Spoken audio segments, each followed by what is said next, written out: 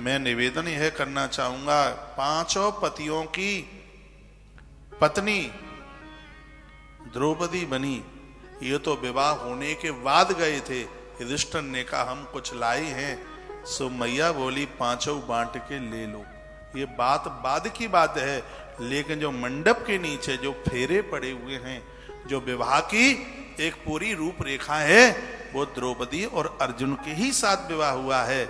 वहां पर वो और चार भाई नहीं, ये विवाह क्योंकि मत्स्य का भेदन, लक्ष्य का भेदन अर्जुन ने किया था। और इस विवाह में स्वयं भगवान वेदव्यास प्रकट हुए थे, और भगवान वेदव्यास ने इस विवाह को पूरा किया। 12 आचार्यों में भगवान व्यास का नाम आता है। बड़ी लंबी कथा है। द्रौपदी ने ऐसा मांग लिया था शंकर जी से वरदान में। द्रौपदी पूर्व की जानकी है, सीता है। राम जी ने अपनी छाया से सीता को प्रकट किया था, हम राम कथा में वर्णन करते हैं। असली जानकी तो अग्निदेव के हवाले कर दी थी, तो अपनी छाया से जानकी जो प्रकट करी, ब्रह्म वैवर्त पुराण में ये कथा है।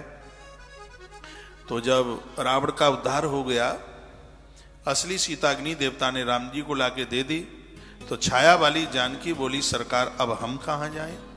तो प्रभु राम जी ने कहा तपोभूमि है पुष्कर, और पुष्कर में पहुंचकर तुम शंकर का ध्यान करो, तुम्हारा कल्याण हो जाएगा। तो राम जी की छाया से जो जानकी प्रकट हुई थी, उन्होंने पुष्कर, राजस्थान में बड़ी अच्छी जगह, अभी हम कार्तिक मास में कथा वहां कह रहे थे, तो पुष्कर की पहाड़ियों पर माता जानकी ने वहां पर तप किया, शंकर जी प्रकट हो गए। भगवान भोलेनाथ ने कहा देवी वो वरदान मांगिए। तो पति को छोड़ करके आई थी माता जानकी, तो पति का चिंतन चले ही रहा था। 5 बार कह दिया पति पति पति और पति चाहिए, और ऐसा मुझे पति चाहिए। एक कोई कन्या पति का वर्ण करती है तो उसके अंदर वो 5 चीजें देखती है। पहली वह चीज देखती है कि मेरा पति झूठ बोलने वाला ना हो, दूसरा वो लक्ष्य को प्राप्त करने वाला हो, और वह चाहती है कि मेरा पति खूब खाने पीने वाला, अच्छा भोजन, स्वादिष्ट भोजन, सात्विक भोजन करने वाला हो,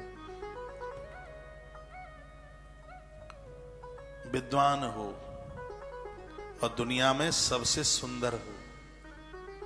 एक कन्या यही तो चाहती है। तो शंकर जी के सामने उसने ये मांगे 5।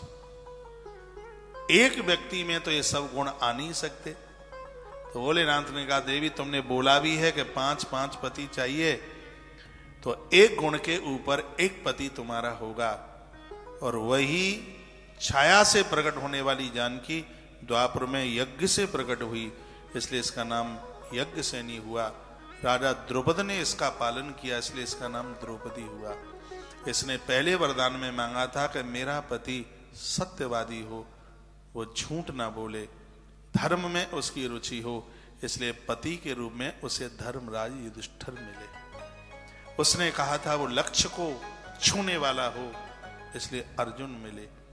अच्छा भोजन करने वाला हो, स्वादिष्ट भोजन करने वाला हो, मन भर करके खाए, इसलिए भीम दादा मिल गए। उसने कहा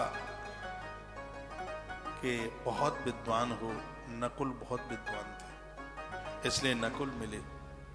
और उसने कहा कि वो बहुत सुंदर हो, इसलिए सहदेव मिले।